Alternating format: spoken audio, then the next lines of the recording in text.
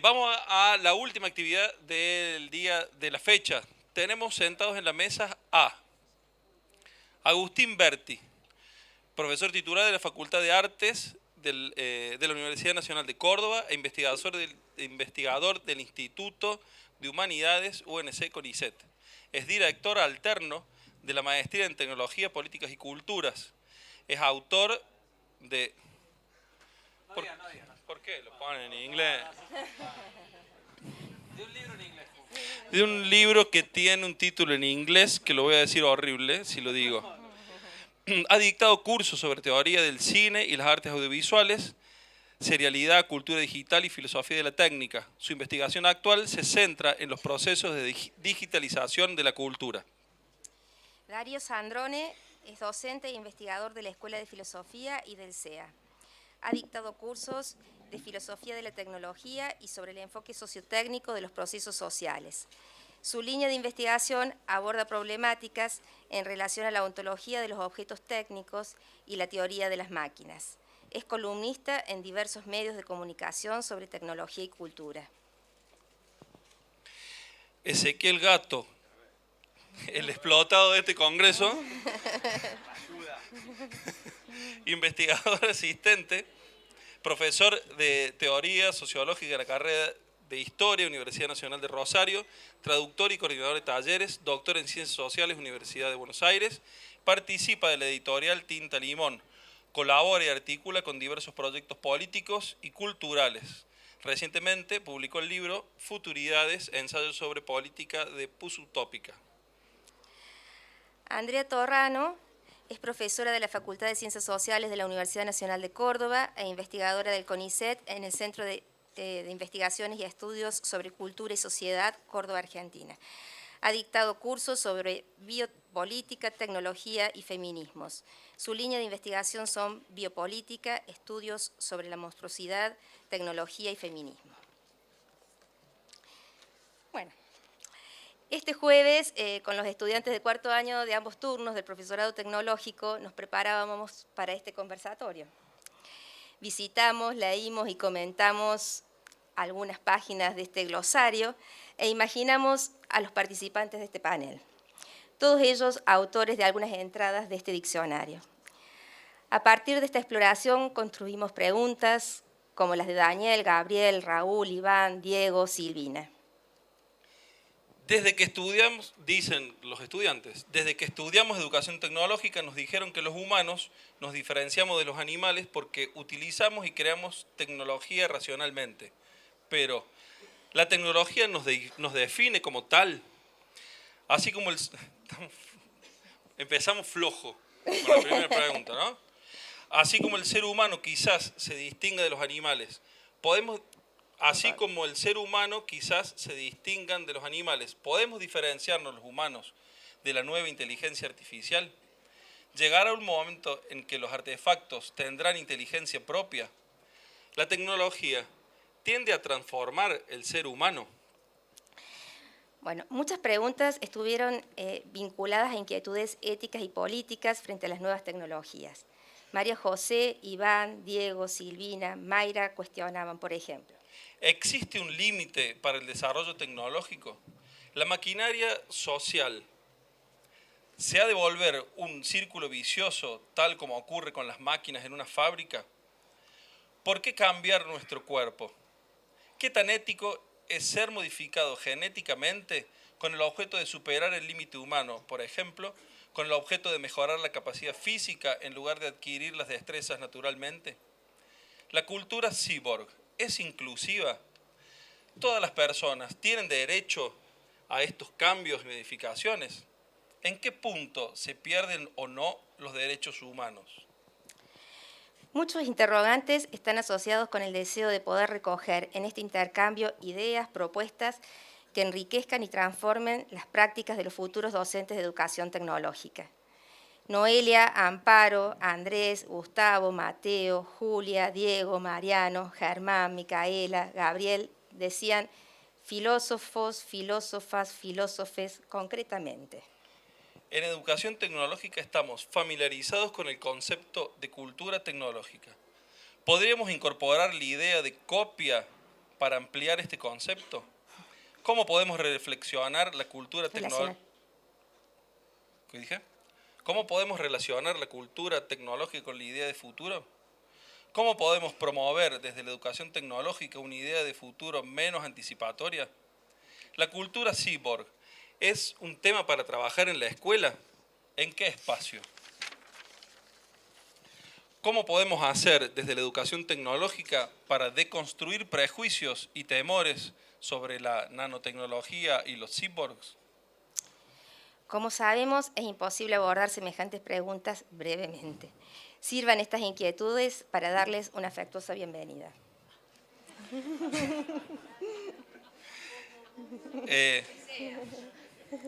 Hemos tomado una decisión metodológica. Vamos a visionar un capítulo de la serie de Netflix Love, Death and Robots. ¡Qué inglés! ¡Qué inglés! Muy bien.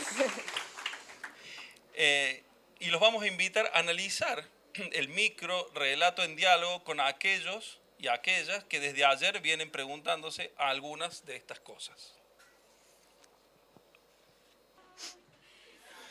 Dice, arranquemos, dicen.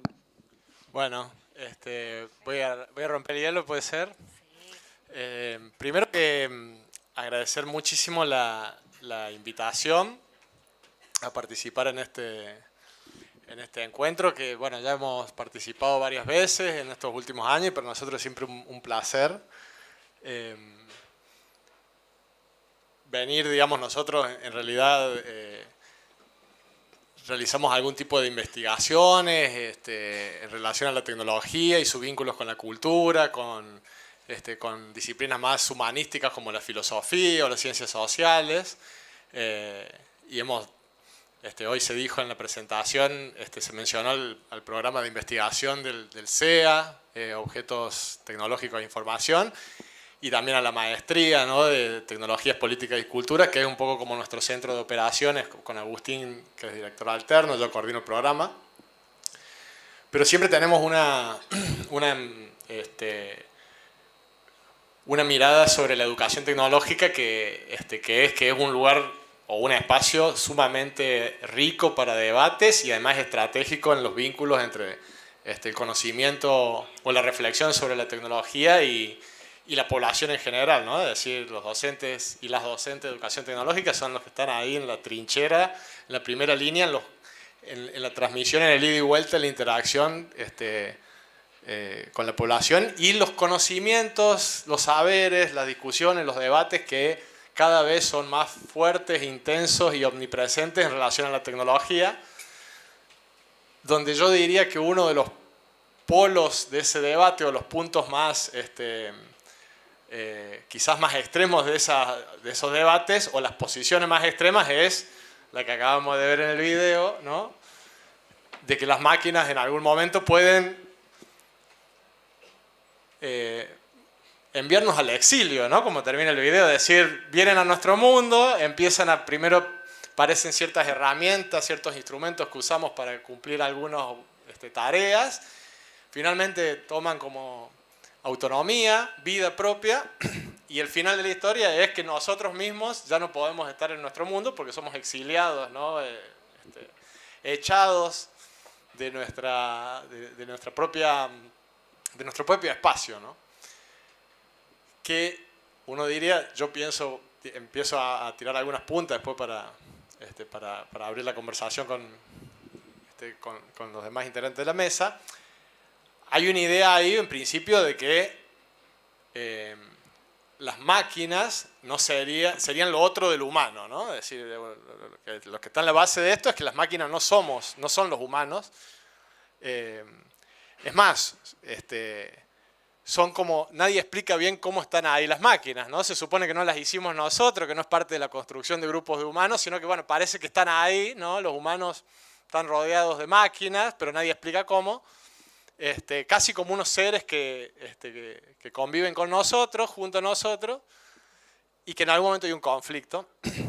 Y yo me acordaba de un autor que a nosotros nos gusta mucho, que es un francés que escribió en los 50, que es Gilbert Simondon, que decía justamente lo contrario, que la máquina es tratada por la cultura occidental, por lo menos moderna, como la extranjera, ¿no?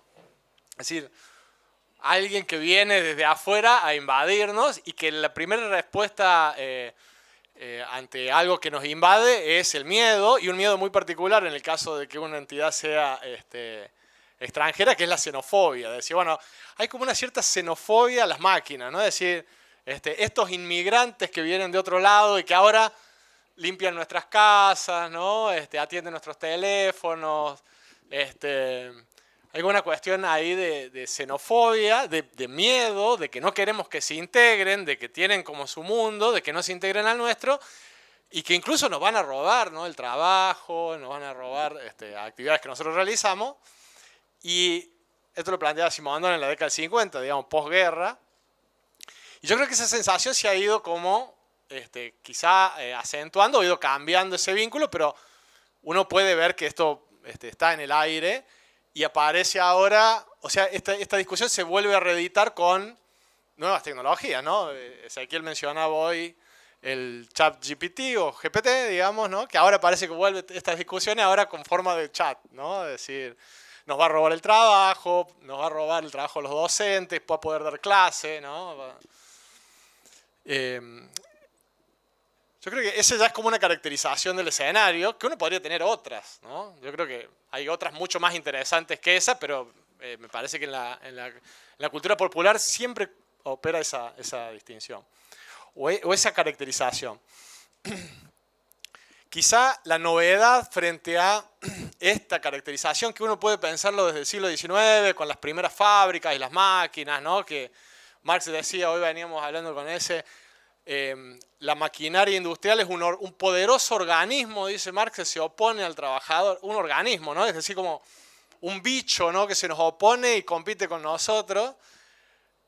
O sea, 1867 se publica el Capital, o sea, ya tenemos esta mirada como que es vieja también, ¿no?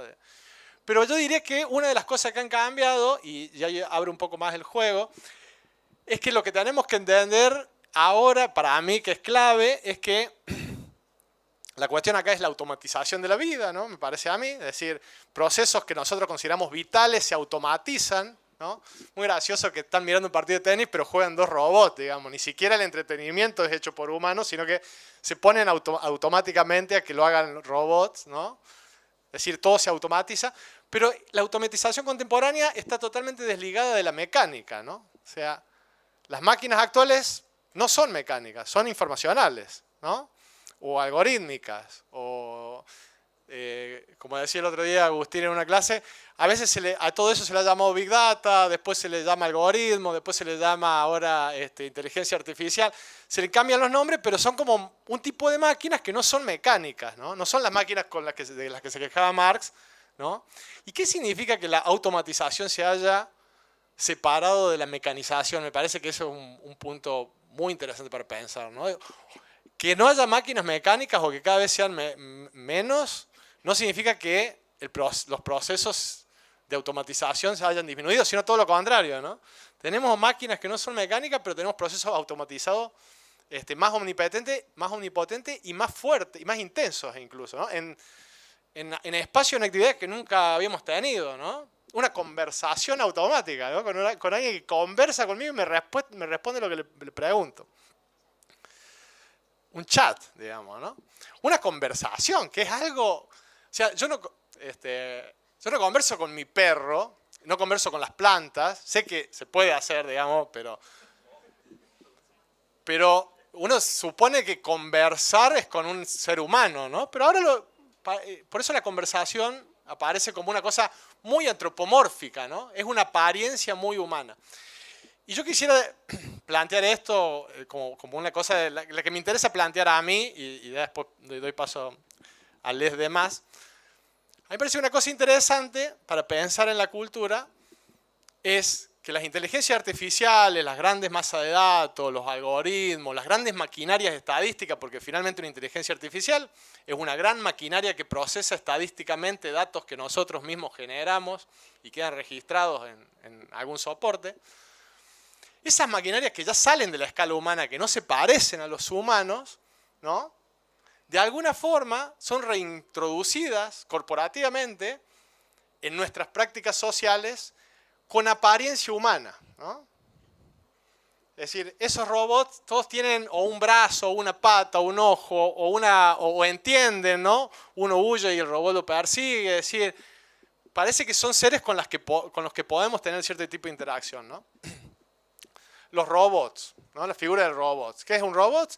Es una máquina disfrazada de humano, con aspiraciones sociales, con aspiraciones de entrelazarse en nuestras prácticas sociales, ¿no?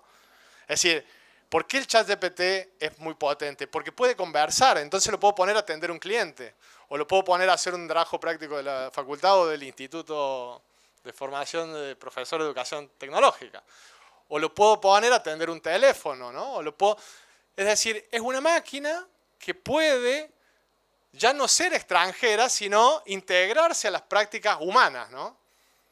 Y sin embargo, no necesariamente el destino de las máquinas tiene que ser parecerse a los humanos. Sin embargo, parece que el mercado funciona en la medida que pueda fabricar pequeños interfaces entre esas grandes maquinarias que están fuera de nuestra escala y nosotros, ¿no? Llámese Alexa, llámese Siri, llámese ChatGPT, o llámese Sofía, la robot con una cara silicona que puede responder a una conversación. Pero parece que fabricar esas interfaces entre estas grandes maquinarias que no tienen forma humana, de manera que tengan alguna apariencia humana, parece ser, o sea, hacer robots, ¿no? Como la serie, parece ser que es el negocio, me parece a mí, en el capitalismo contemporáneo, ¿no? Es cierto que las inteligencias artificiales no necesariamente tienen que imitar a los humanos, pero es cierto que hoy en día es negocio vender las interfaces en las cuales pueden esa inteligencia interactuar con los humanos, ¿no? Y entonces ahí me parece que hay un punto en que la tecnología es una interfaz entre lo que podríamos llamar la naturaleza, si es que existe algo así todavía, y los seres humanos, pero también la tecnología es una interfaz entre los seres humanos y la tecnología, ¿no? Entonces, estos bots, estos robots, ¿no? Me parece a mí que son una interfaz que el mercado diseña para que los usuarios comunes como nosotros podamos interactuar con estas grandes maquinarias que no son a escala humana, ¿no? Pero que sin embargo podemos hacerlo gracias a que adquieren cierta apariencia humana. Por ejemplo, esto lo hablamos cuando venimos, en el taxi venimos hablando todo con esto, con aquí ya preparamos la charla ahí en este diálogo, pero hablamos de justamente que el ChatGPT podría dar toda la información de golpe y sin embargo la da como si hubiera unas manos escribiendo, ¿no? O sea, lo va dando casi como si hubiera alguien tipeando, ¿no? Esa proyección de apariencia humana, ¿no? Que muchos dicen, bueno, es lo que no importa, porque lo importante es cómo funciona la inteligencia artificial. Es lo que importa, pero en nuestra cultura también lo que importa es cómo hace el mercado para generar apariencias humanas en algo que no lo tiene, porque ese es el producto que se vende, ¿no? Esa interacción, Y después me parece a mí que, bueno, una de las formas en las que se puede caracterizar esta aparición, esta emergencia de los robots, porque uno podría decir el robot no existe, como dice Simondon, porque en última instancia es una ilusión. Hace falta alguien que sea engañado de que eso es un humano o que hay unas manos tipeando, sin alguien que sea engañado no existe el robot, dice Simondon. Y sin embargo están por todos lados. O sea, no existen y sin embargo están por todos lados, ¿no? Entonces me parece a mí que una de las cosas para pensar es la interfaz entre las tecnologías que no tienen escala humana con nosotros que, como decía Miguel hoy, sigue habiendo alguien detrás de la pantalla que somos nosotros, ¿no? Ahora, nosotros somos fundamentales para el desarrollo de esa tecnología porque somos los que ponemos los datos que permiten desarrollarla. Ahora, ¿cómo hacen para que nosotros podamos interactuar con esas tecnologías y darle datos para que puedan seguir evolucionando? Bueno, adquirir apariencias que son similares al comportamiento humano o cosas por el estilo, ¿no? O nuestro propio comportamiento, como escribir, como conversar, ¿no? Cómo responder a preguntas, ¿no? Entonces, bueno, yo pensaría los robots en clave de interfaces entre tecnologías fuera de la escala humana con el humano, ¿no? Y me parece que esas interfaces no están cerradas. O sea, el destino no es que sean productos comerciales, ni que sean asesinos de humanos. Puede haber otros usos, ¿no? Es decir, ¿no se nos va a caer una idea de qué hacer con las interfaces esas, digamos? Generar nuevas lógicas. Parece que esa es otra de las preguntas que yo haría. Bueno, eso como para abrir un poco la conversación. Bueno, hacemos así. Digo, va saltando como el Super Mario, digamos. Bueno, yo voy a tomar varias de las cosas que dijo Darío y también de la parte de la pregunta que intuyo me incluye a mí porque dijeron la palabra copia ahí, supongo que habrán dado para leer la entrada copia, de la que soy responsable, así que bueno, me voy a tener que hacer cargo de esa provocación y recoger un poco el guante. Bueno, como dice Darío, no, los robots no existen, pero que los hay, ¿no? Están dando vueltas ahí estas entidades que caemos en la tentación de decirles inteligencias artificiales a falta de un buen nombre y encontramos este sintagma, primero que tiene muchos problemas porque toda inteligencia es artificial, van a decir algunos filósofos de la técnica, no hay inteligencia sin técnica. Y después me voy a meter un poquito en eso. Justo ayer también con Ezequiel dimos una clase sobre ese problema. Pero antes querría ir me parece muy buena la elección del video, sobre todo porque, como decía Darío, es una de las tesis más frecuentes y más características del pensamiento sobre la tecnología que viene desde las humanidades, que es el pensamiento apocalíptico, ¿no? La tecnología nos deshumaniza, o la tecnología va a terminar por extinguirnos, ¿no? Una hipótesis más bien tecnopesimista, que extremada, como en esta serie de manera muy simpática, o en Terminator de manera más terrorífica, sobre todo la primera Terminator, se plantea el escenario de la rebelión de las máquinas porque se produce la singularidad por la cual las máquinas ganan autoconciencia y se vuelven contra sus creadores, ¿no?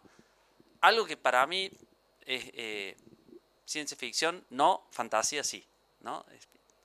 Totalmente improbable como escenario evolutivo, digamos. No, la extinción de la humanidad no va a venir de la mano de una máquina autoconsciente, ¿no?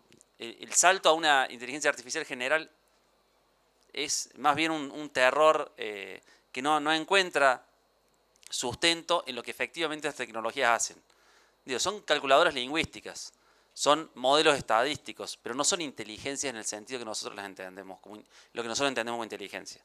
Y acá me interesa recuperar por ahí una cosa del título de esta serie, que es una serie antológica, ¿no? Cuenta distintas historias en cada uno de los episodios, y se llama Amor, Muerte y Robots. O sea, los dos grandes temas de la humanidad, el amor y la muerte, y robots, ¿no? Pero de fondo sigue estando presente estos dos temas, ¿no? Las grandes historias siempre son historias sobre amor y sobre muerte.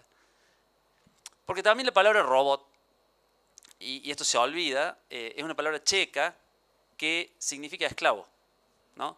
¿Y qué hace el esclavo, ¿no? La labor manual repetitiva, aquella que no requeriría los usos superiores de inteligencia, sino simplemente la repetición mecánica de acciones, ¿no? Arar la tierra,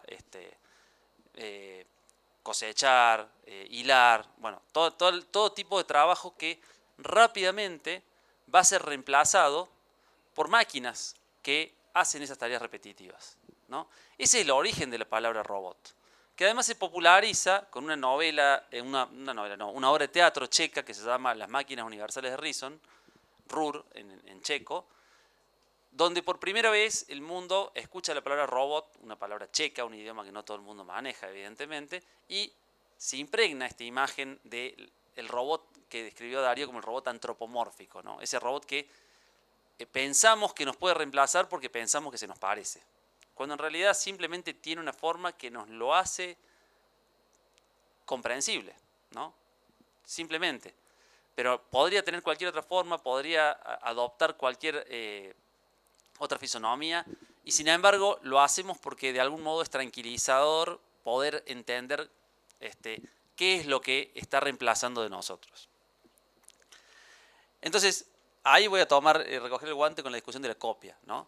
Y también con la pregunta de si es posible una cultura tecnológica, ¿no? Y acá digo, esto es una provocación a todos los que están aquí, que son docentes, que también hacen el ejercicio de provocar en los estudiantes, en las estudiantes, el pensamiento y la incomodidad ante lo ya sabido para poder pensarlo de nuevo, ¿no? Y bueno, yo diría que cultura y tecnología son sinónimos, ¿no? Son dos nombres para lo mismo. Y es más, cultura y copia son lo mismo. De hecho, toda teoría de la técnica no puede existir sin una buena teoría de la copia. Porque básicamente el momento en el que comienza la tecnología es el momento en el que se pueden replicar cosas o se pueden replicar acciones de manera consciente, ¿no? Entonces yo puedo producir, si yo produzco por única vez un artefacto y después nunca nadie más lo puede producir, no estoy ante la técnica, ¿no?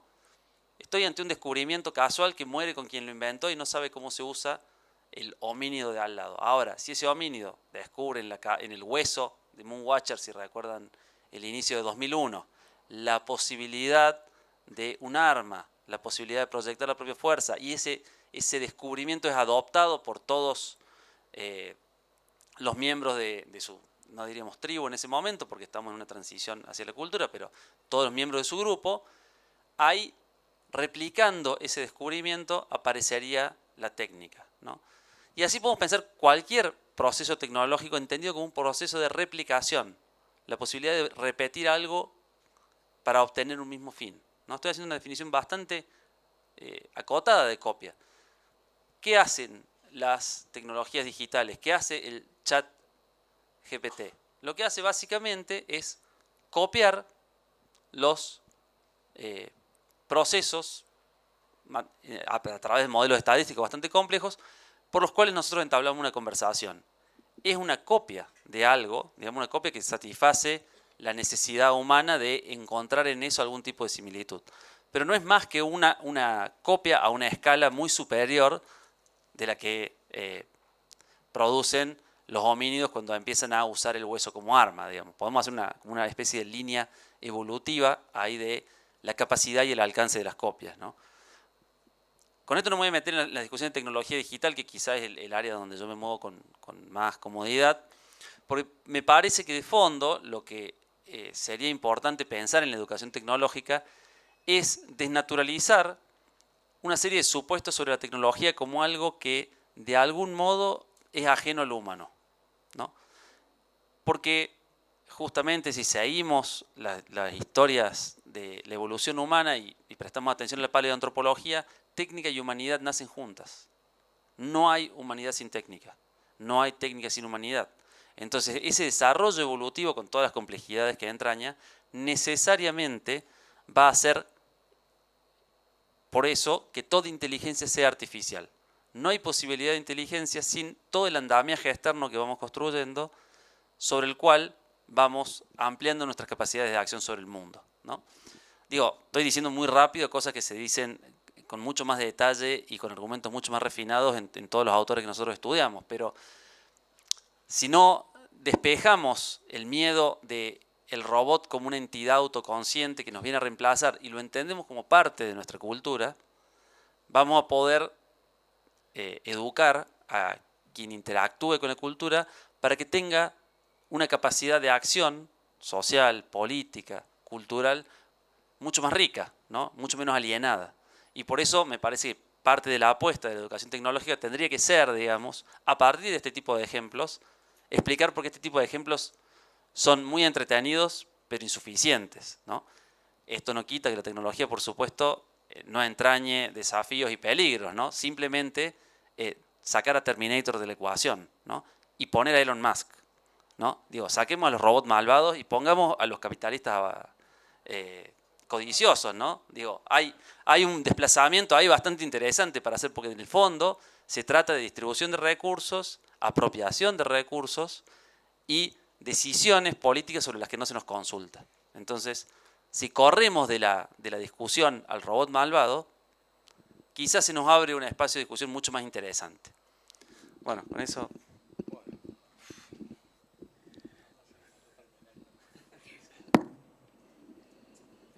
Bueno, hola, hola, ahí va.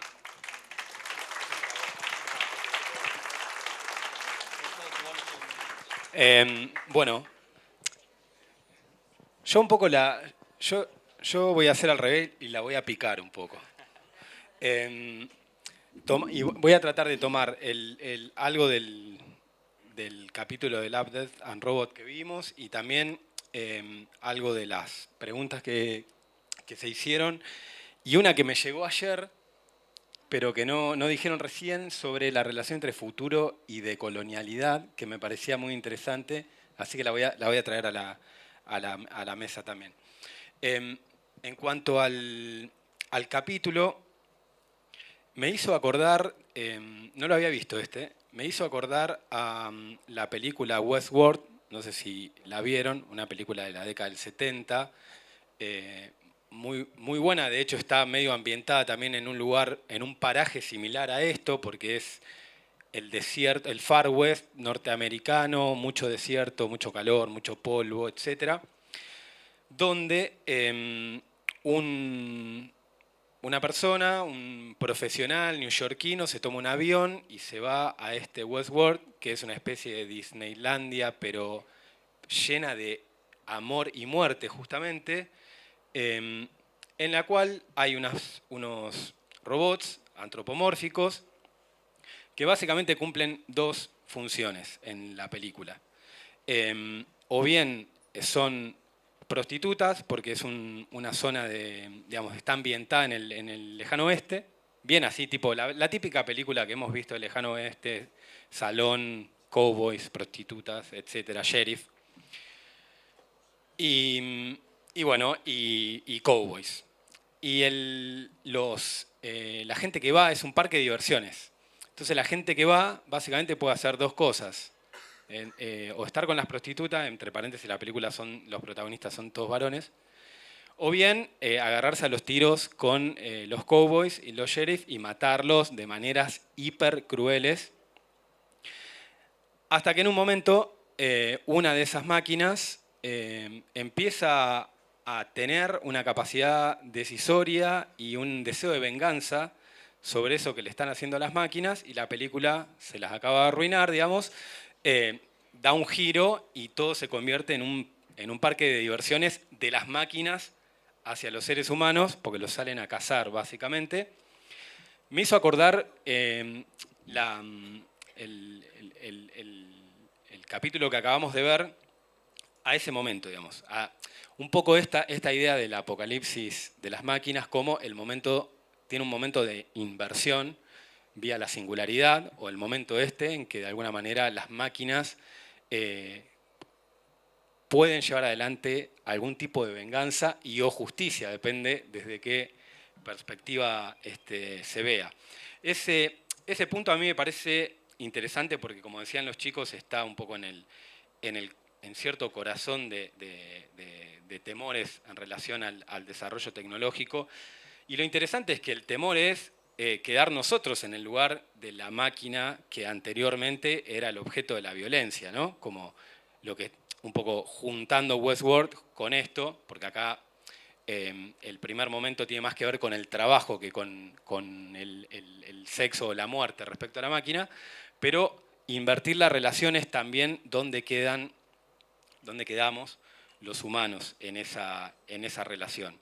Y ahí me parece que hay algo respecto a lo que decían, que retomando también a Simondon, que me parece interesante, de pensar la relación con las máquinas en términos de qué vínculo ético-político se establece ahí.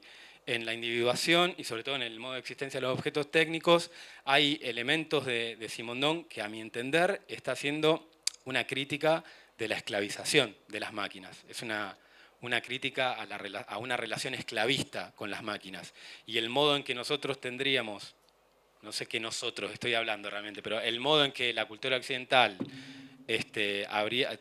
tendría con la máquina es una relación de dominio, de esclavización, y eso sí se puede ver en el capitulito que acabamos de ver, donde en el comienzo, básicamente, como decían también los chicos recién, las máquinas prestan servicios o trabajan para una comunidad de, parecieran millonarios o algo por el estilo, que bueno, básicamente están en el mundo del ocio, rodeado de dispositivos tecnológicos, ¿no? También ahí hay otra idea que me parece interesante para pensar en relación a esto de la máquina y el esclavo, que también implica un tipo de amo, digamos, un tipo de posición de lo humano que estaría como alimentada por esta idea de ser todos amos, digamos, de vivir todos como amos en relación a las máquinas, es decir, vivir en el ocio, vivir en el entretenimiento, vivir en el no trabajo, como una especie de ilusión que también empuja estas lógicas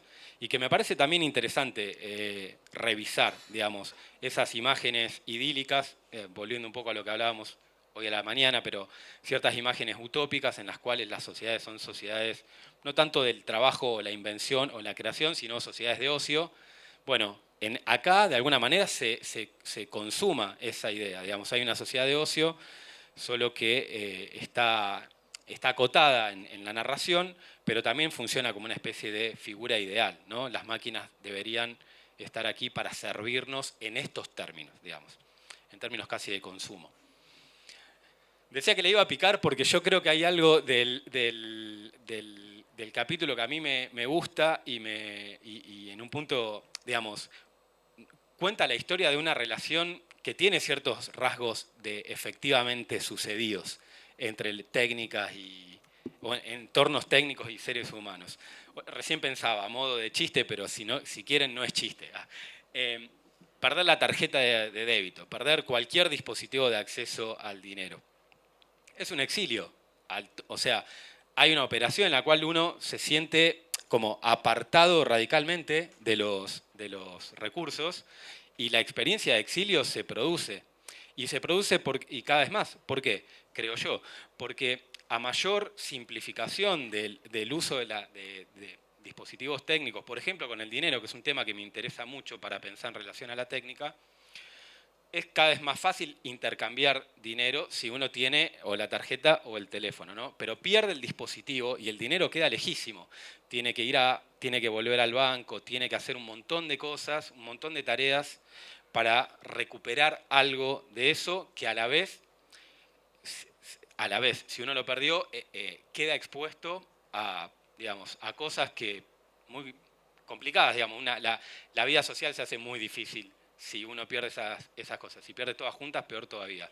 Y me parece interesante eso también, que está en el capítulo. La máquina le hace fácil todo a la protagonista hasta que se radicaliza el control de sus accesos y ese acceso que facilitaba y simplificaba de pronto se vuelve el punto de poder de toda la situación y la mujer ya no puede acceder al control de esos elementos. Entonces creo que ahí hay algo que efectivamente está sucediendo y creo que en algunos procesos sociotécnicos y económicos se da de una simplificación en la medida en que vos estés adentro del entorno, pero también un riesgo muy grande de que si el exilio se produce, la situación se ponga muy oscura. Ese es el otro. Y la última cosa que un poco creo que quiero tratar, me gustaría hacerla conectar con lo que acabo de decir, sobre todo con la primera parte, la cuestión del trabajo, los esclavos. En las preguntas que me habían llegado ayer, me habían preguntado sobre la cuestión de la relación entre lo decolonial y el futuro. Y debo confesar que ayer me pareció una buena pregunta, pero no entendía bien la génesis de la pregunta. Y recién tuve una revelación y dije, ahora entiendo la pregunta. ¿Por qué? Porque me di cuenta que leyeron la entrada, básicamente. Y la entrada, si yo tuviese que hacerle un señalamiento a la entrada que escribí yo sobre futuro en el glosario de la técnica, es que es bastante... me va a doler decir esto de mí mismo, después van a tener que protegerme. Es bastante eurocentrada, digamos. La bibliografía que aparece ahí, mayormente, son autores o bien franceses, norteamericanos y algo argentino y ya. Entonces entendí que la pregunta creo yo, era un poco por ese lado y me parece una pregunta que se conecta con esto que acabamos de ver y que hoy Miguel también lo mencionó, creo, en sus intervenciones, que es, bueno, hacer en la relación, hay una pregunta, digamos, por el futuro, por las imágenes, que en términos decoloniales también invita a hacer una interrogación fuerte sobre la técnica, ¿no? Sobre cómo pensamos la técnica y cuáles pensamos que son sus devenires, cuáles son sus lógicas. Y ahí me parece que se abre algo solamente para mencionarlo, pero al menos pensé en dos cosas. La primera, pensé en la idea de cosmotécnica de Hui como una propuesta teórica que trata de salir del, digamos, del predominio absoluto de la cultura técnica occidental o de los imaginarios occidentales o las epistemologías occidentales en relación a la técnica, a sus prácticas, a sus horizontes, a sus modos. Me parece que ahí en la idea de cosmotécnica aparece, al menos esbozado o incluso como algo programático o anhelado, una multiplicación de la atención sobre otras técnicas que no sean las dinámicas occidentales y el desarrollo occidental, para ver si ahí podemos encontrar formas diferentes de esta articulación entre humano y técnica. Y la otra cosa que me parece también ahí, digamos, que conecta con esto, es que justamente la modernidad, creo yo, en gran medida se podría, o sea, así como se define por el humanismo, o por cierto humanismo, ese humanismo es consustancial a una manera de pensar el futuro y de proyectar, de planificar, etcétera, etcétera. Y me parece que también en el marco de estas discusiones sobre la técnica, que en parte colaboran en poner en cuestión, digamos, el concepto de humanidad, de humano, los límites, etcétera, a lo que recién estaba diciendo Agus. Bueno, efectivamente una pregunta, digamos, revisar o relanzar las preguntas por la técnica también, o sea, y por ende sobre el concepto de humano, un poco inevitablemente, creo yo, también se abre la discusión sobre el futuro, porque, como decía, me parece que hay una producción, una coproducción entre el humanismo y el futuro. No se puede pensar el humanismo sin esas específicas maneras de hablar, producir e imaginar el futuro que tuvo la modernidad. Entonces, poner en crítica eso me parece que también abre otra manera de pensar el futuro, y ahí creo que también es donde lo decolonial puede traer un montón de novedades y de información para renovar eso. Gracias.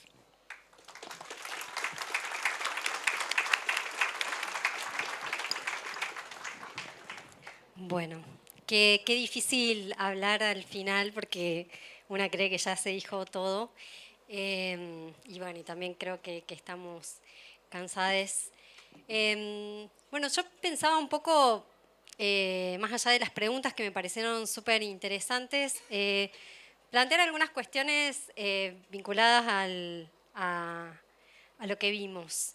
Me parecía como, bueno, interesante esto de pensar en que la protagonista es una tecnología doméstica y una mujer que por otro lado está encerrada en su casa, ¿no? Eso no es un dato menor, y que hay un varón afuera con un arma. No, digo, estoy acá, ¿no? Supongo que para hablar de género, entonces, digamos, la perspectiva de género para pensar un poco en esa escena. Y digo, me quería centrar específicamente en la escena ahora las voy a rescatar, ¿no? Del hombre con el arma fuera de la casa, pero también poner un poco en escena lo que plantea este capítulo, ¿no? Por un lado esto, una tecnología doméstica que usualmente cuando pensamos en las tecnologías domésticas, que ha sido objeto de indagación de los estudios feministas de la tecnología, no sé del mainstream, ¿no? Que se ha ocupado de estudiar tecnologías ingenieriles o ahora inteligencia artificial, digamos, la tecnología doméstica siempre ha sido muy secundaria en relación a los estudios sobre tecnología, y acá se la pone en el centro de la escena.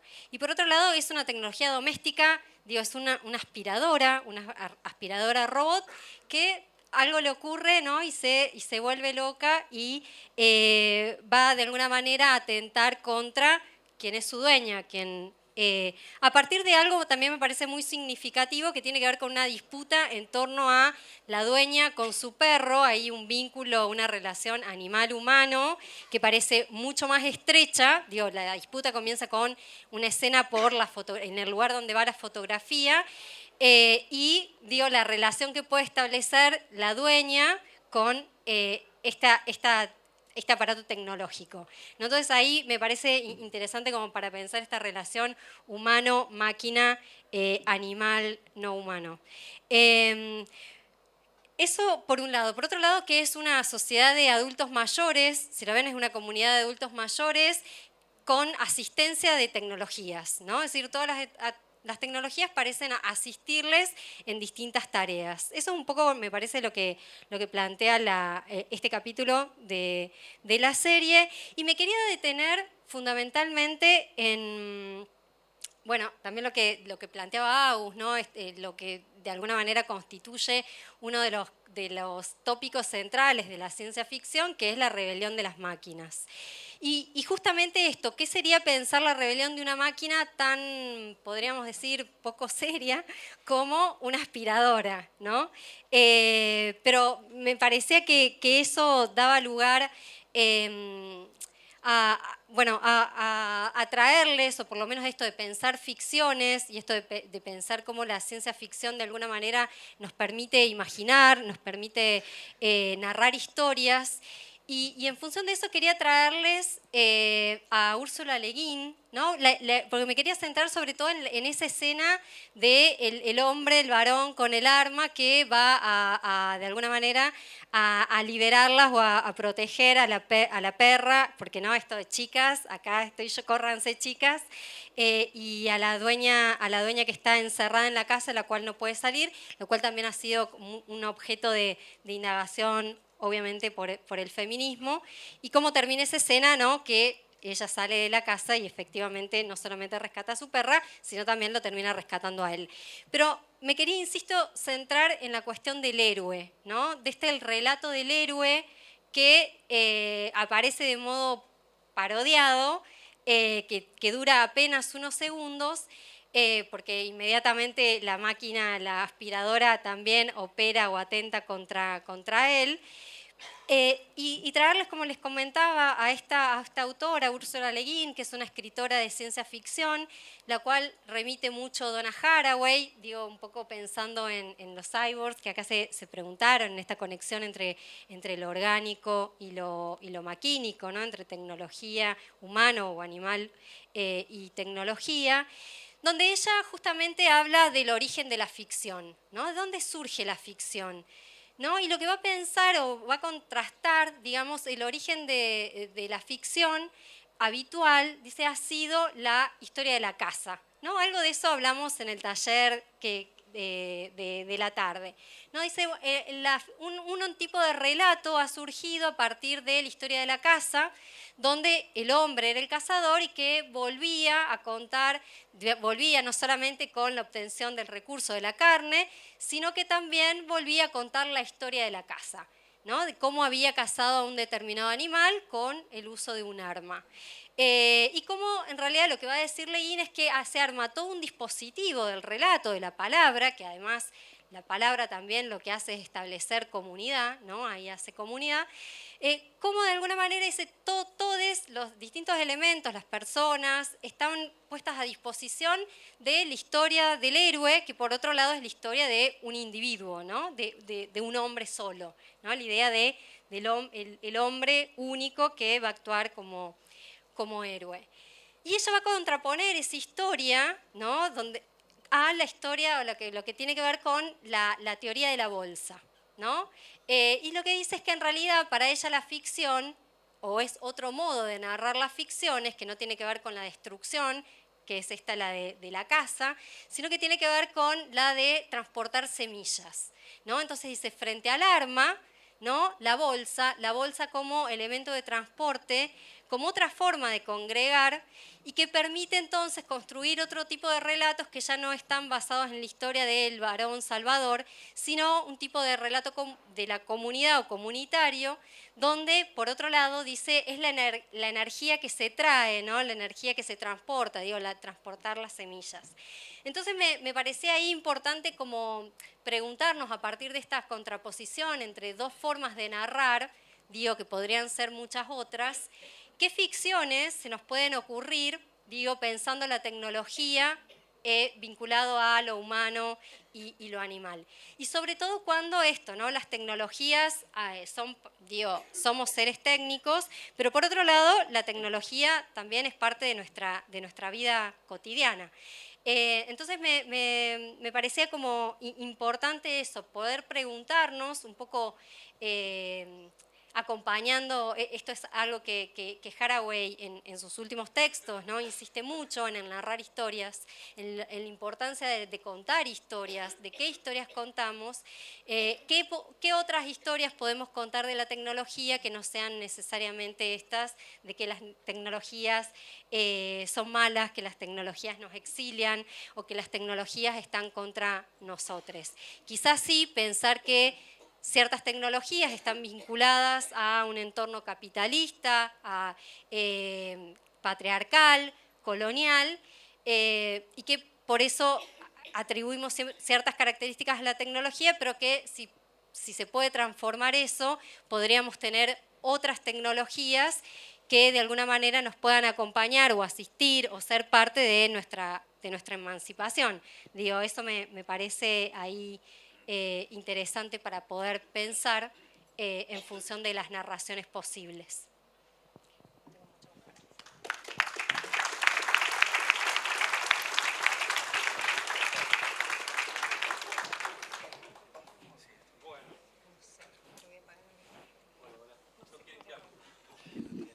Hola, hola. ¿Querés hablar acá? Hola. Ahí está. Yo me preguntaba por qué nosotros tenemos un panel de filósofos.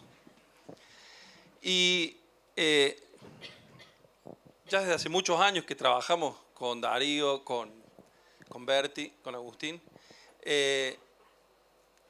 Allá, ¿se acuerdan el postítulo que dimos con el ministerio y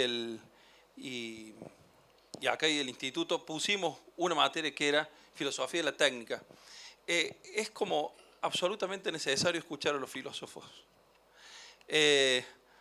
Yo hay veces que me pierdo, chicos, la verdad, yo les digo, hay veces que me pierdo. Es el lugar donde tenemos que abrevar también para poner sustento a nuestro espacio de educación tecnológica.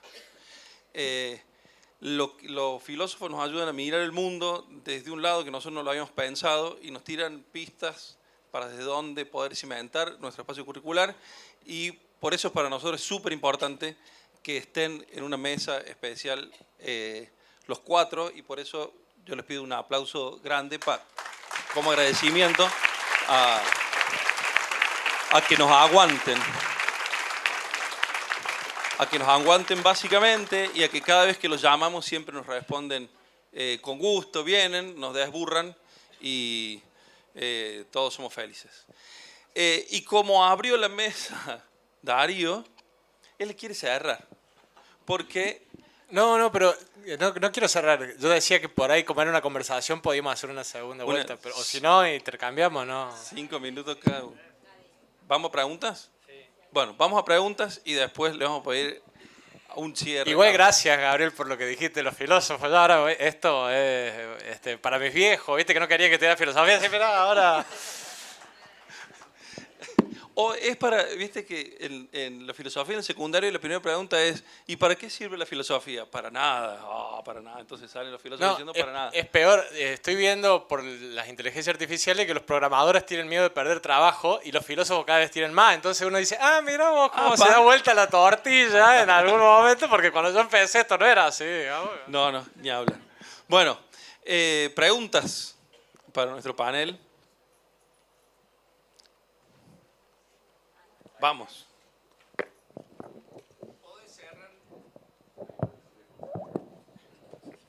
Gracias. Hola, ahí está. Si podés cerrar la idea cuando hablaste de esclavitud de las máquinas. De esclavitud hasta donde tenía entendido como el derecho de persona o prohibir o someter siempre del Estado humano. ¿Desde qué concepción humanizas la tecnología?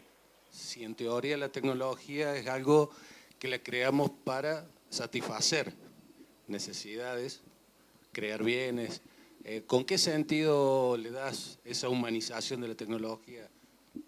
Bueno, asumo la pregunta es para mí, así que porque Darío también dijo algo, pero... digo, no es que yo humanice la tecnología, simplemente señalaba que la palabra robot viene de una palabra checa que significa esclavo. Entonces lo que hay una proyección dentro de los imaginarios por los cuales lo que viene a hacer la tecnología es reemplazar un trabajo manual rutinario, ¿no? No es que la tecnología sea humana ni que, a ver, yo en esto no voy a decir, bueno, las máquinas son sujetos de derecho. No es ese el corazón del argumento, sino que hay autores que piensan que la automatización no es necesariamente el reemplazo de acción humana por acción maquínica, sino una creciente integración. De hecho, uno de los debates más grandes de la inteligencia artificial es que no se trata de un proceso de automatización, sino un proceso de ocultamiento del trabajo humano que existe para que esas máquinas puedan realizar esas tareas, ¿no? Hay algunos autores que hablan de fauxtomatización, porque faux en francés es falso, o de heteromación y no de automatización, porque en realidad lo que hay es un proceso mucho más eficiente de extracción de trabajo humano mediante estas interfaces que describió Darío. Digo, con esto no quiero decir que humanice la tecnología, simplemente no puedo humanizarla porque para mí la tecnología, como dije al principio, tecnología y humanidad son indisociables, ¿no? Es decir, hay en los robots prolongación de lo humano por otros medios que lo humano, ¿no? Alguien construye algo para asegurar el sustento de lo humano. Y en este sentido, digo, hay como un sentido positivo, en teoría, en todos los discursos de la modernización, sobre esto que llamamos robot, que viene de esa vieja raíz del esclavo, que justamente no necesitará esclavos porque ese trabajo ya lo hacen las máquinas, con lo cual habría un sentido teóricamente liberador. Se libera al ser humano de las tareas pesadas porque se la delega en las máquinas, ¿no? Y preserva esa vieja raíz de un trabajo repetitivo, mecánico, que puede ser fácilmente automatizable. Los hechos demuestran que eso no sucede, ¿no? Que lo que sucede es que los propietarios de las máquinas ganan más plata, no que la gente es más libre, ¿no? Y esa es una diferencia, un salto, digamos, ponerlo en el plano político, ¿no?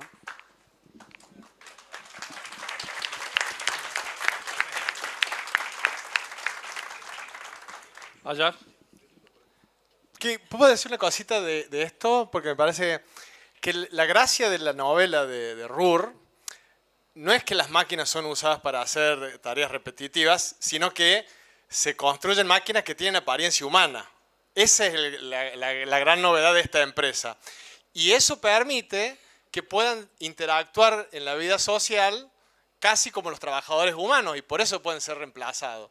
Por eso para mí la diferencia, lo que le da especificidad a el robot a la máquina, es que el robot es una máquina con aspiraciones sociales. Es una máquina que se puede entrelazar con nosotros, conversar con nosotros, escribir al lado nuestro, digamos, hacer cosas con nosotros, digamos, como Sofía, reírse cuando hacemos un chiste, entender los chistes. Es una máquina que puede entrelazarse en las prácticas humanas y eso tiene un potencial comercial, digamos, muy importante, ¿no? Pero me parece que ese es el punto, ¿no? Que el robot es una máquina con aspiraciones humanas. Siempre usamos las máquinas con fines instrumentales, pero esta idea de que ahora podemos usarlas también con fines sociales, además de... Que tiene que ver, me parece, lo que dice un poco Ezequiel. El capitalismo ya no es solamente hacer dinero, sino construir un mundo entre máquinas y humanos programado, digamos, de manera que pueda generar cierta riqueza, ¿no? Y eso es porque existen los robots, no porque existen las máquinas, ¿no? O en cierta forma, y cuando pienso robot pienso en sentido amplio, ¿no? Los bots, los chatbots, digamos, Siri, ¿no? Que son se me fue. VoiceBot, ¿no? Es decir, robot de voz, yo hablo y me contesta. Son todos robots que van adquiriendo formas cada vez más abstractas y por eso mismo penetran mucho más fuerte en nuestras prácticas sociales abstractas también, ¿no? Como la conversación. Ese me parece que es un punto. Por eso la imitación o la copia, como decía Agu, es clave pensarla, ¿no? Bueno, ese sería el 82% móvil de las máquinas. Allá tenemos una pregunta. Buenas noches, mi nombre es Marcelo, soy alumno del cuarto año de turno noche. Agradecerle, agradecerle por esta hermosa exposición que dieron y realmente me llevo mucho más interrogantes de lo que tenía. Sí, perdón, Marcelo, no cambió nada con el micrófono. Igual se te escucha, se te escucha. Se te escucha, sí. Agradecerle, me llevo muchos interrogantes, pero hay un interrogante que me hace ruido un poco más fuerte en la cabeza y es con respecto a lo que dijo el profe de esa igualdad que planteó entre, digamos, tecnología, cultura y copia. Desde esa equidad o esa igualdad que usted plantea, ¿dónde entra la innovación? Porque nosotros hemos tenido innovación tecnológica, innovación como creación. ¿Y a dónde queda en este momento la innovación si fuera o desde su mirada, digamos? Bueno, me están picando todas las preguntas. Me están tomando examen. Te No, tiran a vos. a ver, digo, me parece que es una muy buena pregunta, porque esa es la gran discusión en evolución tecnológica, ¿no? Acá el especialista es Darío, que por ahí pueda dar una respuesta más precisa, pero evidentemente en la repetición es donde se produce la diferencia. Bueno, también tenemos acá dos delesianos que pueden decir mucho más lindo esto, pero... ¿Vos te metiste en esa? Dale, bueno, o sea, No, pero digo, la tecnología es un saber acumulativo. Por eso decía, digamos, recuperando una tesis de Stigler, la técnica es la prolongación de lo humano por otros medios que lo humano, ¿no? Es decir, que vamos depositando en esa capacidad de repetir cosas formas de preservar saberes, por ejemplo, a la hora de armar un silo y guardar semillas y armar un calendario y saber cuándo es el mejor momento del año para sembrar. Voy a crear una acción que tiende a repetir ciclos, pero sabemos que evidentemente aparecen otros fenómenos, como por ejemplo una plaga o una sequía, que hacen que esa previsibilidad siempre sea mucho más inestable, ¿no?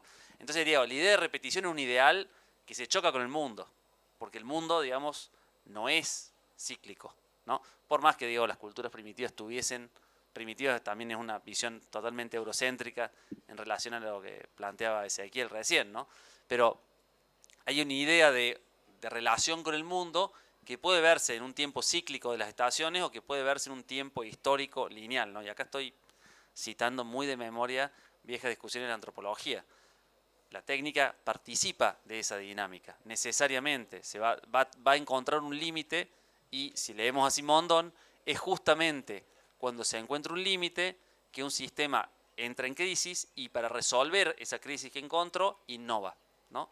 Hasta alcanza un estado de metaestabilidad hasta que nuevamente su complejidad lo fuerce a generar una nueva innovación, ¿no? Entonces, se van produciendo pequeños cambios, no es que se producen solos, sino que agentes humanos van de a poco introduciendo pequeñas modificaciones que decantan en un nuevo estado dado de la situación que tiende a repetirse, porque va a decir Simondon, una máquina homeostática, una máquina que no se autodestruye, es una máquina que lamentablemente va a no evolucionar, no va a quedarse ahí. Entonces, una máquina imperfecta va a ser siempre la máquina capaz de evolucionar, de generar cambio.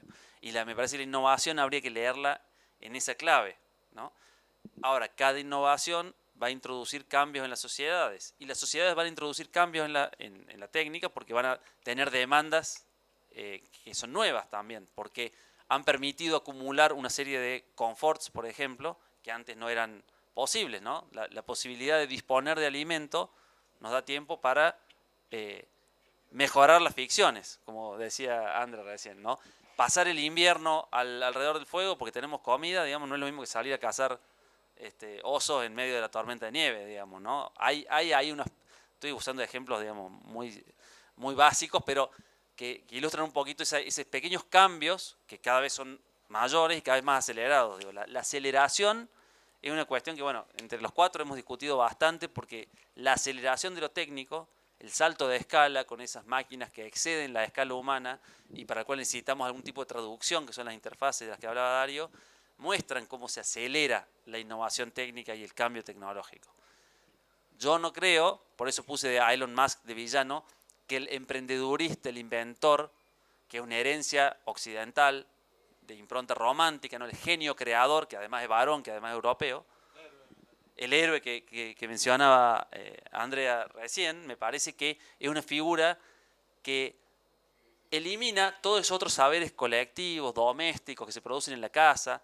Digo, las tecnologías del hogar han sido las grandes garantes de la sustentabilidad de la vida, ¿no? El abrigo, una historia de los tejidos. Digo, quienes estudian en las culturas de los pueblos originarios, estoy pensando, no sé, Elvira Espejo, que es una investigadora que estudia las tecnologías del bordado en las culturas andinas, van a mostrar que es un saber que se preserva en el ámbito de lo femenino, ¿no? Y hay muchísimas innovaciones y hay una historia que está aplanada porque es desconocida, porque no hay una historia de grandes inventores ni de grandes innovadores, porque es un saber comunitario y compartido.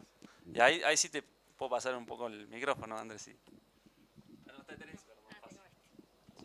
No, yo Sí. digo que Gabriel Ulloa, que hace siempre un ciclo cuando da educación tecnológica, que es las grandes inventoras, ¿no? Y hace actividades alrededor de eso.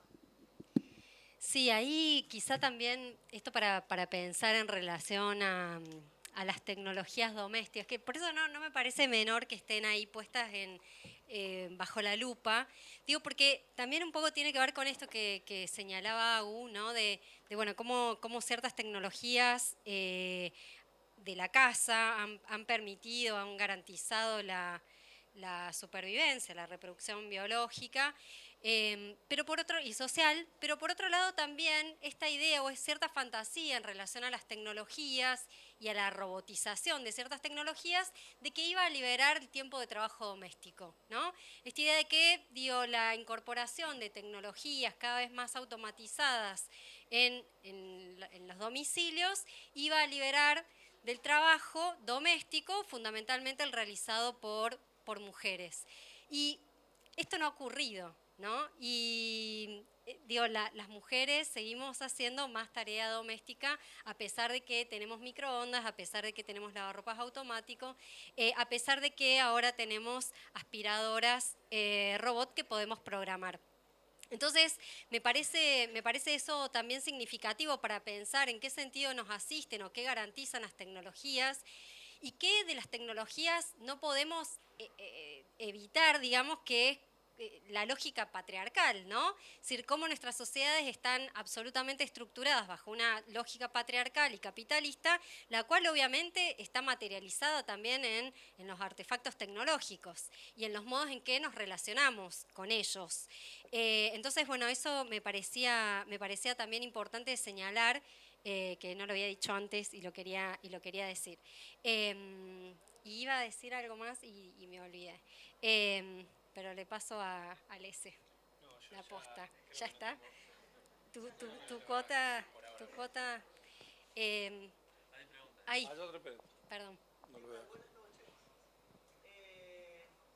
La verdad que una jornada, un día espectacular, con muchos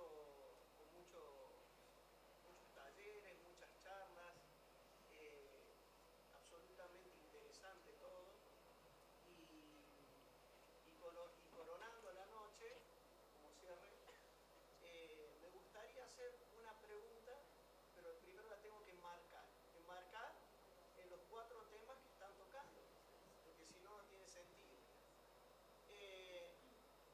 Si estamos hablando de que estamos preparándonos como docentes para trabajar con alumnos a los que queremos darle un pensamiento crítico, tanto a mujeres como a varones, o quien sea, no importa. Eso por un lado enmarcado. Por el otro lado, siempre ha habido y va a haber en un mundo capitalista, grandes capitalistas. Es el sistema que tenemos, no hay otro. Ese es otro punto. Por el otro lado, lo filosófico es filosófico y va a atender ambigüedades a distintas ideologías y distintos pensamientos que puede tener uno u otro. Ahora, agrupando todo eso, yo pregunto, la educación que queremos brindar a nuestros alumnos y por la que venimos a este congreso, ¿vale la pena entonces enseñar robótica o no vale la pena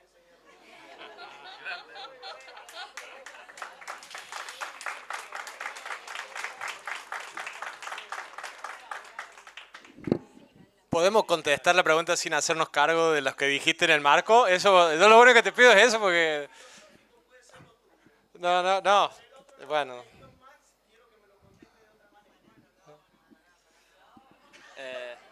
A ver, dos cosas que, digo, cuando recién hablaba...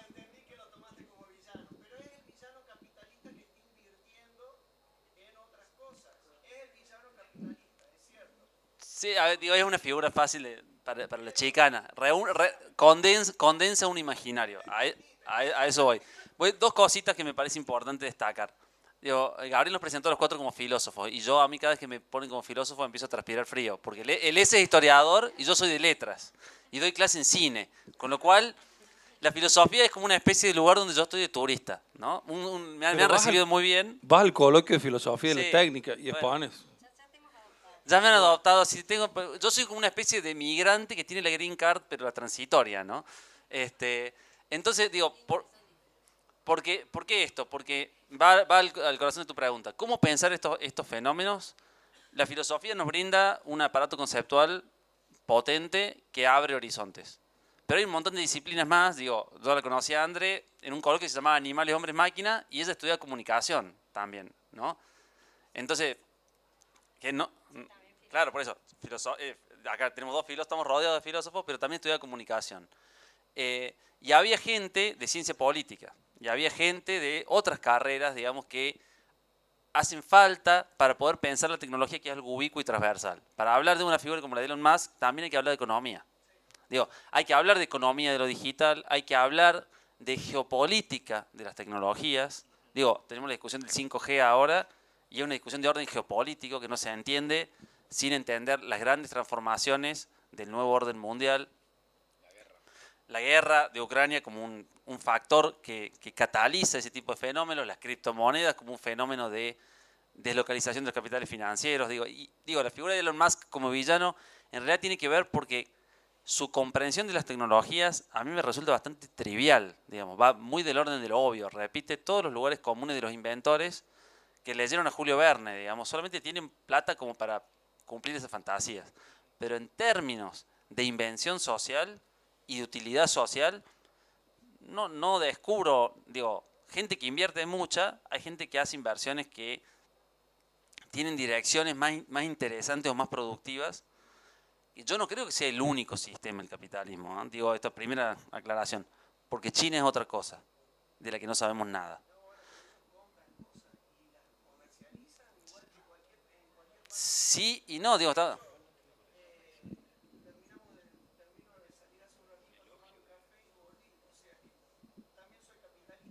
No, digo, a ver, cuando nosotros decimos capitalismo, acá me parece que estamos diciendo otra cosa. No estamos diciendo comprar y vender. A ver, sí, mercado sería un concepto, una economía mercantil es una cosa, pero capitalismo entendido como un sistema productivo particular. No es capitalismo, a ver, en las discusiones de las viejas banderas de las agrupaciones de izquierda que uno tiene internalizadas como una especie de panfleto, digamos. Estamos hablando acá en términos conceptuales de un modo de producción en el cual la tecnología ha jugado un rol dinamizador fundamental, que otro tipo de modelos productivos, el modelo feudal o los modelos agrarios que había en América Latina, cuando no era América Latina, ¿no? Cuando era Abya Yala o cualquier otra denominación que tuviera, o los modelos productivos de otras civilizaciones, como las africanas, de las que tampoco sabemos nada, que coexisten con nuestros sistemas productivos. Estamos hablando de eso cuando hablamos de capitalismo, no de comprar y vender cosas. Digo, China, el imperio del medio, tiene más de 6.000 años y tiene Bueno, yendo a eso, la robótica es una tecnología que existe. La robótica en la economía mercantil tiene una aplicación, pero puede tener una... Sí, claro.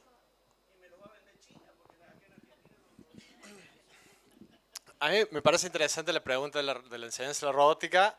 Me parece una pregunta bastante interesante en el sentido de que hay ciertos marcos teóricos de qué es lo que debe ser un robot o qué es un robot y cómo interactúa con los seres humanos y cómo debe ser una tecnología en términos políticos o éticos, ¿no? Abierta, pública. y los robots que llegan a la escuela para su enseñanza. A veces parece que no hay una sincronía, digamos, no son parecidos los robots que llegan a la escuela para la enseñanza con cómo enseñamos que deben ser las tecnologías, incluidos los robots. Esos desfasajes me parece que hacen que el problema sea mucho más complejo que decir enseñamos o no enseñamos robótica. Creo que muchas de las reflexiones que se suelen hacer desde las ciencias sociales y las humanidades dan muchas herramientas para pensar la complejidad de ese problema y que la cuestión es quizá enseñar robótica como consideramos que sea, digamos, la forma más democrática, igualitaria y justa de que la robótica se deba insertar en nuestras sociedades. El problema es cuando algún funcionario decide comprar por Mercado Libre tales robotitos y pasárselos a la escuela, donde esos robotitos nos sirven para enseñar lo que nosotros queremos enseñar a partir de la robótica. Yo creo que ahí está como un poco el problema, el nudo de la cuestión. Después, capitalismo, no capitalismo y toda esa clase de cosas, parece que son otro nivel de discusión, pero digamos, en la parte de políticas públicas en relación a la educación, donde interviene la de robótica, también faltan herramientas para pensar cómo enseñar la robótica. Y yo recomiendo nuestro segundo egresado de la maestría, Martín Torres, que también es docente de acá. Su tesis, que acaba de ser convertida en libro, es el índice M, una propuesta práctica para pensar cómo deben ser los robots que llegan a las escuelas para poder enseñar robótica desde el punto de vista que nos interesaría a nosotros enseñarla. Que no es crear mano de obra para ir a hacer robótica a las empresas privadas, sino pensar la robótica como seres que van a convivir con nosotros, esperemos que no nos maten, pero digamos, van a ser las interfaces entre nosotros y las tecnologías que están fuera de nuestra escala. Yo lo pondría ahí al problema, si se me permite como filósofo decir algo, ¿no? Yo diría eso, ¿no? Claro que, es que, digamos, acá está la robótica, digamos, ¿qué va a decir que no enseñe? ¿Qué hacemos? ¿Exiliamos a los robots, digamos? Yo por eso me parece que una de las cuestiones que debemos tener en cuenta. Bueno, nada. El libro acaba de salir. En realidad hay la tesis de Martín, es una tesis de la maestría nuestra. Martín Torres. ¿Cómo? No, Martín Torres. La tesis que tiene otro nombre, que la tesis la dirigí yo y la codirigió Carlos Marpegan, ustedes lo deben conocer. La tesis tiene otro nombre, pero ahora el CEA, que es el Centro de Estudio Avanzado donde radica la maestría, tiene una editorial, que es la editorial del CEA, donde publica tesis que han sido calificadas con 10 sobresalientes recomendadas para publicación. La de Martín fue una, entonces acaba de salir la semana pasada el libro de la tesis que se llama el índice M. O sea, si buscan Martín Torres índice M, hay un análisis Martín la tesis, bueno, digo que casi 400 páginas, le tuvimos que acomodar un poco porque no se podía entregar eso, porque hace un gran análisis histórico de todas las discusiones que tiene la enseñanza de la computación para la escuela, desde la ONU, desde el Estado argentino, de otros estados, hace una comparación, y viene la propuesta de él es un índice M, ¿no? Es decir, una forma empírica de cómo evaluar un robot para ver si encaja o no con estos criterios que estamos diciendo. Pero no es una reflexión, sino un índice, es decir, ves qué tan abierto es, ves qué tanta posibilidad de modificación tiene. El M es una sigla que es, no me la voy a acordar, debería, pero digamos, si es abierto, si se puede ensamblar, ¿no? Si se puede ensamblar con otros robots, o si está cerrado en sí mismo. Y entonces, eso me parece que no solamente sirve para docentes de educación tecnológica, sino para funcionarios que estén en los ministerios de educación que tengan que comprar robots para las escuelas. Tener algún instrumento que puedan decir, este robot sí, este no, este sistema robótico sí, este no. Que está muy bien planteado ahí, que no es el índice, que acá listo, se terminó el problema, sino empecemos a hacer algo desde la educación tecnológica, porque Martín viene de la educación tecnológica, ¿no? Así, bueno, a mí me parece que ahí me parece que todavía se pueden pensar muchas cosas. Acá en Córdoba, ¿no? Es un docente que estaba hasta hace muy poco en un IPEM, era el ordenanza del taller, se formó en el instituto, después hizo la maestría y ahora es becario de CONICET y está estudiando estos temas. Yo creo que, y no hay que esperar que te lo traigan de Estados Unidos, de Buenos Aires. Yo creo que acá nosotros mismos, perdón, puede haber gente de Buenos Aires, digo, aquí mismo, pero espero que se entienda la idea. Digo, acá mismo, y Martín ha hecho en la escuela donde está un sistema de detección de incendios en la sierra, ¿no? Un colegio de los que suele llamar barrios periféricos, y lo hizo acá, digamos. O sea, me parece que está bien en los Max, ¿no? Pero acá hagamos algo acá, digamos, ¿no?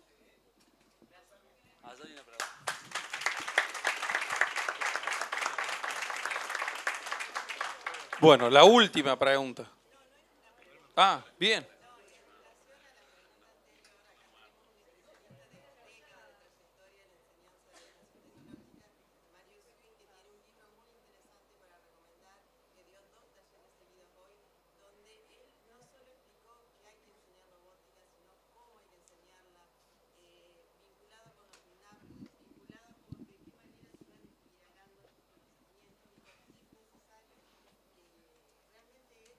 Bueno, le invitamos a que haga un comentario, entonces, por favor, ¿no? Ya que está el tema, pero, perdón, no todos te han escuchado en el taller, incluso nosotros, nos gustaría a lo mejor alguna intervención.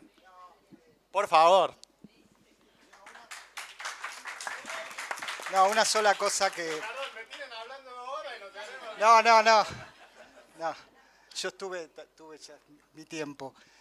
No, lo que yo me quedé pensando a propósito de la pregunta del compañero, y escuchando a los chicos y chicas, que esa pregunta, Darío decía que el paradigma ahora de la máquina ya no es el paradigma de la máquina mecánica.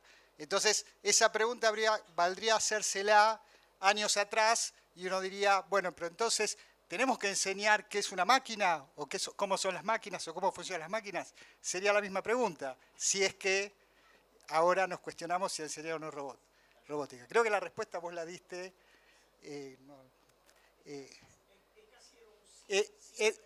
No, a ver, para mí, o sea, si vamos a pensar sobre algo, tenemos que conocer ese algo.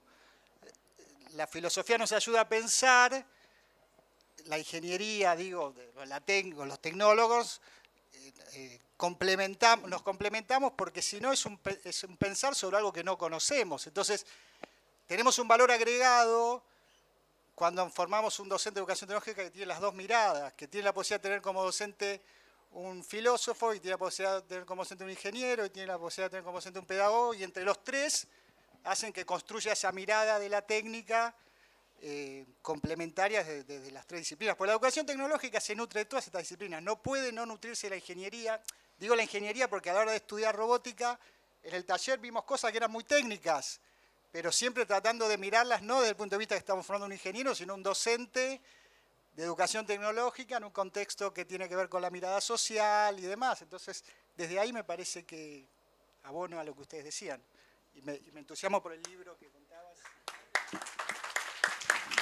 Bueno, yo podría estar hasta mañana, pero no quiero estar hasta mañana. Acá creo que ha sido suficiente día de trabajo para hoy. Entonces, les damos un fuerte aplauso a los filósofos, el cineasta y el historiador. Pueden ir bajando, así.